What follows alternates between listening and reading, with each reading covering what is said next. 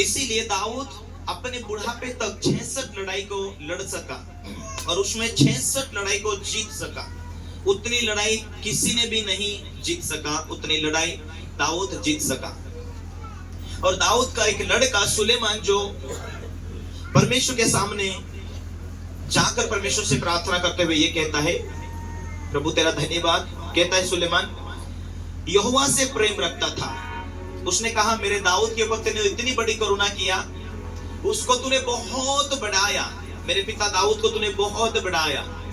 वो तेरी उपस्थिति में चलता था, तुझे अपने सम्मुख है करके चलता था।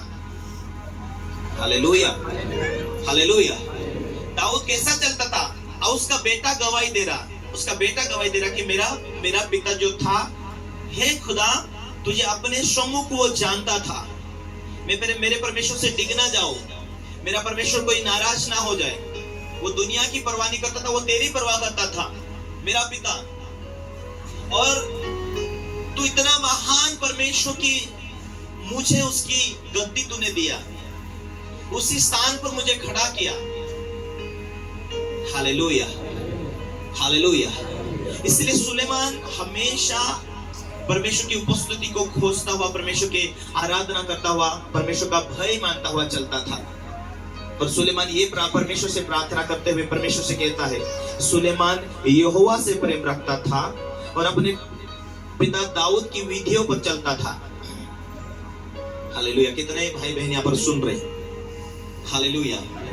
एक व्यक्ति चाहे वो पास्टर हो, चाहे शारीरिक माता पिता हो, यदि तुम्हारे जीवन में तुम्हें सफलता चाहिए, तुम्हें सक्सेस चाहिए कि मेरे लाइफ में आप ही मुझे परमेश्वर मिल गया, तो मुझे चंगाई भी मिलेगी, बरकतें भी मिलेगी, शांति भी मिलेगी, सब कुछ परमेश्वर ने रचा है, सब कुछ मुझे मिलेगा मेरे जीवन में जो जरूरत है। इसीलिए मेरे सामने एक एक बातों को मैं पूरा करता हुआ रहूं, चाहे वो प्रार्थना की विधि हो, चाहे वो भेंट की विधि हो, वो परमेश्वर की उपस्थिति में चलने की विधि हो, परमेश्वर का आज्ञाकारी में बना रहूं। आप सुन रहे? हालेलुया। जिन लोगों का ध्यान इधर उधर भटके, मैं जानता हूं 100% मन भटकाने वाले क्रियाएं होती है, हमारा ध्यान नहीं भटकना चाहिए। प्लीज कृपया करके भाई बहन, हमारा ध्यान पूरी रीति से वचन की ओर जाना चाहिए। हालेलुया। तो सुलेमान परमेश्वर से प्रेम रखता था और अपने बाप को याद करता है कि मेरा बाप परमेश्वर की उपस्थिति में चलता था। हालेलुया। तो सुलेमान परमेश्वर के भवन में जाकर क्या कहता है? सुलेमान यहोवा से प्रेम रखता था और अपने पिता दाऊद की विधियों पर चलता था। मेरा बाप ऐसा चलता था, मेरा बाप आराधना करता था, मेरा बाप सेवा करता था, मेरा बाप परमेश्वर की इच्छा पर चलता था। परंतु वह जहां भेंट देने की बातें आती थी, परंतु वह तो ऊंचे स्थान पर बलि चढ़ाया करता, धूप जला करता था। राजा गिबोन को बलि चढ़ाने के लिए एक मुख्य स्थान पर वही था। तब वहां की वेदी पर सुलेमान ने 1000 होम बलि चढ़ाई, 1000 होम बलि चढ़ाई, झुंड के झुंड। पहले टाइम में बलि चढ़ाना था या धूप जलाना था, तो एक झुंड के झुंड अपने भेड़ बकरियों को लेकर जाकर परमेश्वर के यहोवा के भवन में दिया करते थे। लेकिन उन सारे कीमत को चुकाने के लिए, हमारे सारे गुनाहों को क्षमा करने के लिए कौन आया? यीशु मसीह। हालेलुया।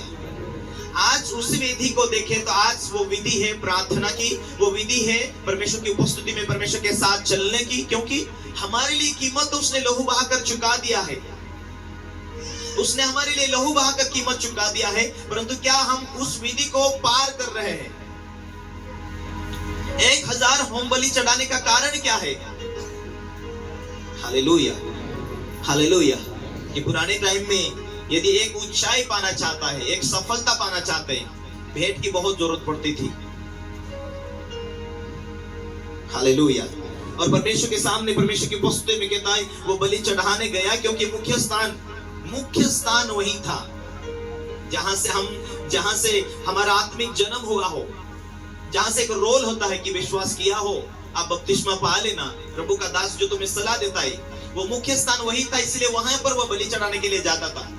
इस चर्च से हम निकले, मुख्य स्थान हमारा यही है, तो हम एक सेवकाई के अंदर जुड़ जाना, हम सेवा कार्य के अंदर लगे रहना, घर में प्रार्थना करते हुए, क्योंकि यदि हम ये कीमत चुकाते हुए आगे बढ़ेंगे वो आसर परिवार में काम करेगा, वो बच्चों में काम करेगा। प्रभु की उपस्थिति में हम चल रहे हैं, उतनी सामर्थ्य से भरते जाते हैं। वो आसर परिवार में, बच्चों में, सेवा क्षेत्र में वो आसर एक वो सामर्थ्य रहेगी। हालेलुया।